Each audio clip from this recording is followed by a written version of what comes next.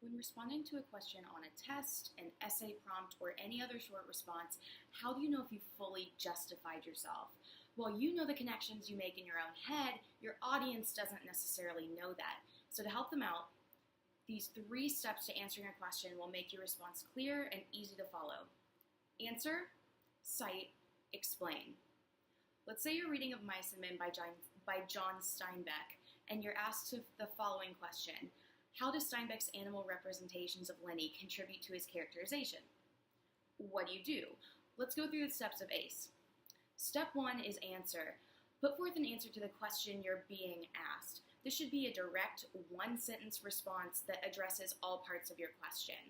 So if I'm dealing with this question of how the animal representations of Lenny contributes to his ultimate characterization, I could come up with the answer. Steinbeck characterizes Lenny as uninhibited through his comparison to a horse.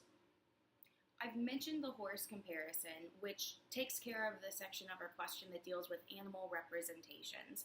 And then I have actually also characterized Lenny as uninhibited, so that takes care of the characterization section, fully addressing our whole question. Step 2 is to cite.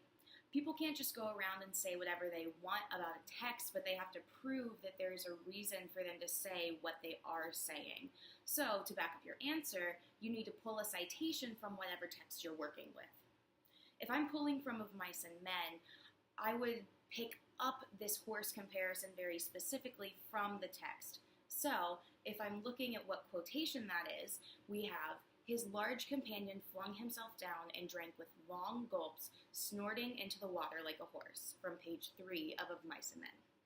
When you cite, you want to focus on specific words or phrases. A quote should only be as much as you need, especially for short response answers where you have a really limited amount of space to be answering this question.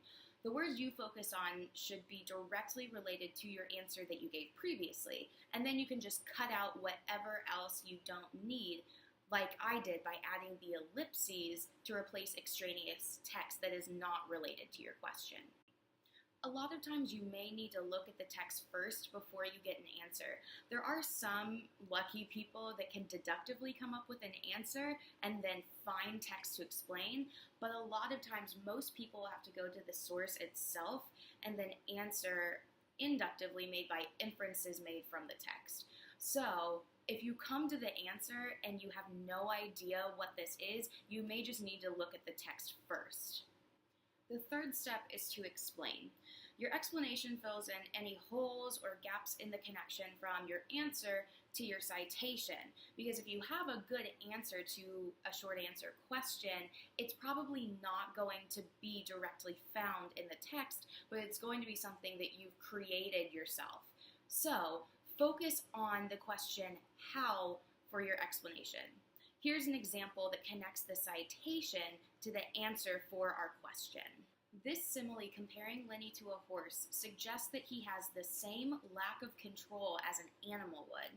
The action, snorting, indicates an urgency that makes Lenny create a messy, harsh sound as he quickly drinks as much water as possible. Engaging in this action represents Lenny as uninhibited and lacking the control and poise that a typical person would have when drinking. All he is focused on is fulfilling his immediate physical need, like an animal. Notice how I walked my audience through all the times I made a logical jump from one idea to another. I only focus on one word from my quote that is the basis of my argument that Lenny's simile to a horse shows he's uninhibited.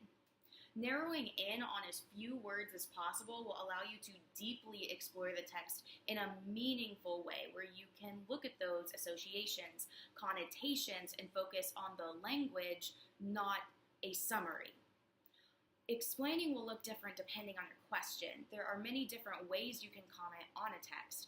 For more information on this, watch the writing commentary video that outlines 9 different ways to explain yourself.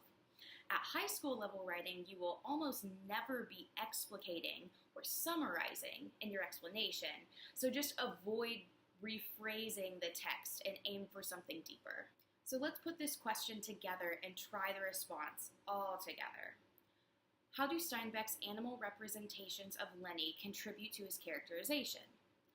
Steinbeck characterizes Lenny as uninhibited through his comparison to a horse. He describes Lenny when he says, "His large companion flung himself down and drank with long gulps, snorting into the water like a horse." This simile comparing Lenny to a horse suggests that he has the same lack of control as an animal would. The action snorting made by a horse indicates the urgency that makes Lenny also create a messy, forceful sound as he quickly drinks as much water as possible. Engaging in this action represents Lenny as uninhibited and lacking the control and poise that an average person would have when drinking. All he is focused on is fulfilling his immediate physical need like an animal. Try out ACE the next time you are struggling to put together a short response. Click the link in the description box below if you are ready to learn more details about the different types of writing commentary and how you can transform your answers into clear, concise, and effective means of responding to specific types of questions.